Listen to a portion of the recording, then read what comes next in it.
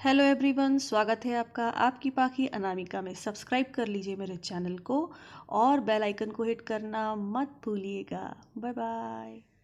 नमस्कार दोस्तों, स्वागत है आपका फिर से आपकी पाखी अनामिका में। आप सभी की नववर्ष की शुरुआत बहुत अच्छी हुई होगी, ऐसी मेरी आशा है।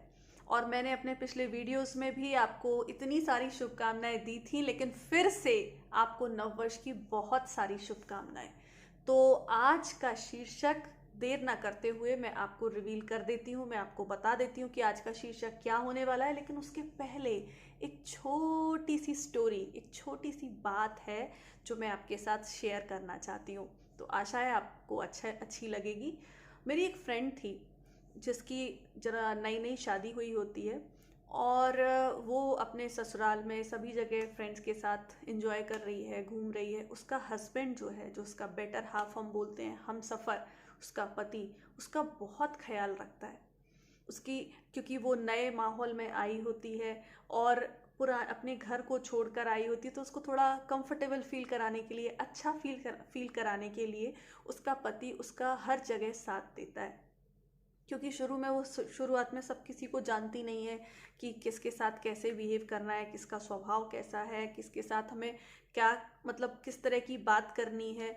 तो ऑब्वियसली लड़कियों में इतनी कॉमन सेंस आ जाती है, क्योंकि हम बचपन से इस तरह के मतलब माहौल में पले बड़े होते हैं। हम सब लोग जानते हैं कि कैसे बात करना है। बट जब ससुराल पक्ष की बात आती है या आपके फैमिली फ्रेंड्स की बात आती है, तो आप उनको हमेशा से नहीं जानते हो।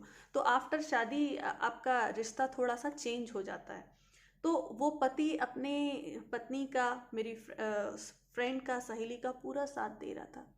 लेकिन कभी कभी क्या होता है कि हमारे समाज में इस चीज़ को गलत नज़रिए से कुछ लोग होते हैं, सारे लोगों की मैं बात नहीं कर रही हूँ, कुछ लोग उसको गलत नज़रिए से देखने लगते हैं कि अरे ये तो अपनी वाइफ के पीछे ही घूमता रहता है, उसी को फॉलो करता रहता है, उसी का साथ दे रहा है, उसकी जुबान बन गया है। तो भाई ऐसा नहीं है। आप अपनी मानसिकता को चेंज करने की आपको ज़रूरत है, ना कि उसके बिहेवियर को। क्योंकि पति तो एक बेस्ट फ्रेंड की तरह अपनी पत्नी का साथ दे रहा है, उसको कंफर्टेबल फील करवा रहा है कि आप इस घर की सदस्य की तरह, आपको अच्छा फील हो, आपको ऐसा ना लगे कि आप बाहर से आए हो। तो ये तो बहुत अच्छी बात है।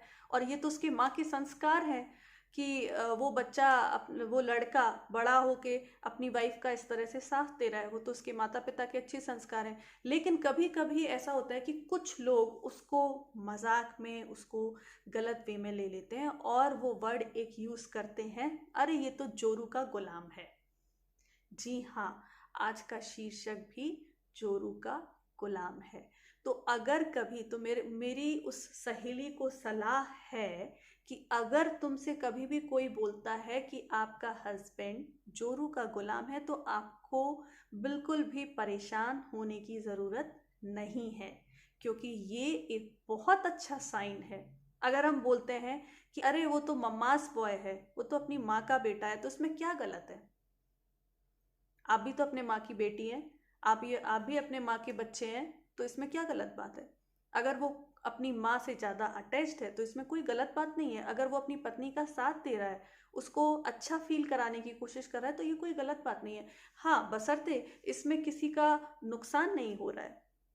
तो आज की काव्य का, आज काव्य नहीं बोल सकती हूँ, ये एक व्यंग काव्य है जिसका शीर्षक है जोरू का गुलाम। ये एक्चुअली मेरे साथ भी हुआ है और ये मैं आपके साथ शेयर जरूर करना चाहूँगी। आई होप आपको भी पसंद आएगा।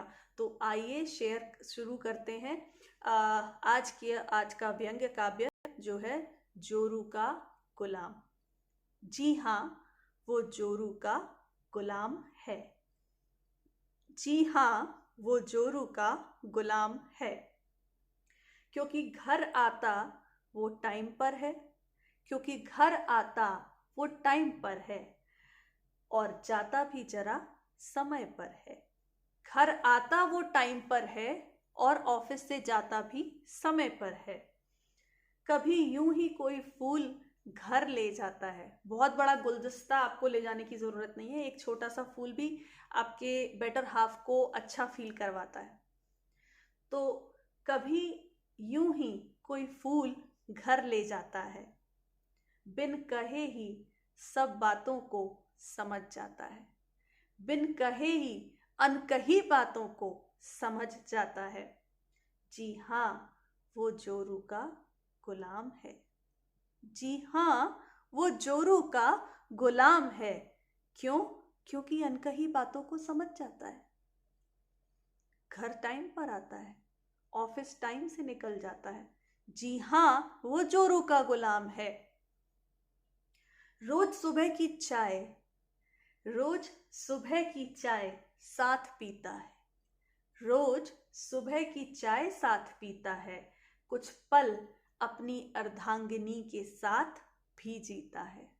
रोज सुबह की चाय साथ पीता है, कुछ पल अपनी अर्धांगिनी के साथ भी जीता है। दोपहर के सन्नाटे में, दोपहर के सन्नाटे में टेलीफोन की वो घंटी याद दिलाती है। दोपहर के सन्नाटे में, गौर फरमाइएगा, दोपहर के सन्नाटे में टेलीफोन की वो घंटी याद दिलाती है कि साहब, जी हाँ, यही तो वो जोरू का गुलाम है। जी हाँ साहब, यही तो वो जोरू का गुलाम है। जी हाँ, ये साहब ही जोरू के गुलाम है। क्योंकि परवाह और प्यार का, क्योंकि परवाह और प्यार का जीता जागता उपमान है। गौर फरमाइएगा, क्योंकि परवाह और प्यार का जीता जागता उपमान है। जनाब, जोर से कहिए कि ये इंसान, जनाब, जोर से कहिए कि ये इंसान ही जोरू का गुलाम है। तो ये आपको आज का व्यंग काव्य कैसा लगा, प्लीज़ मुझे कमेंट बॉक्स में कमेंट करके बताइएगा। और अभी तक यदि आपने इस चैनल को सब्सक्राइब नहीं किया है तो जल्दी से जाइए और रेड कलर की जो बेल है उस बेल आइकन को प्रेस करिए, सब्सक्राइब करिए, ताकि जितने भी इस तरह के काव्य हैं, कुछ मेरी डायरी के पन्ने हैं, वो आपके पास सबसे पहले पहुँचे। तब तक के लिए मुझे दीजिए इजाज़त, हेमंत को दीजिए इजाज़त, और रखिए अपना खूब सारा ख्याल। बाय बाय, नमस्कार।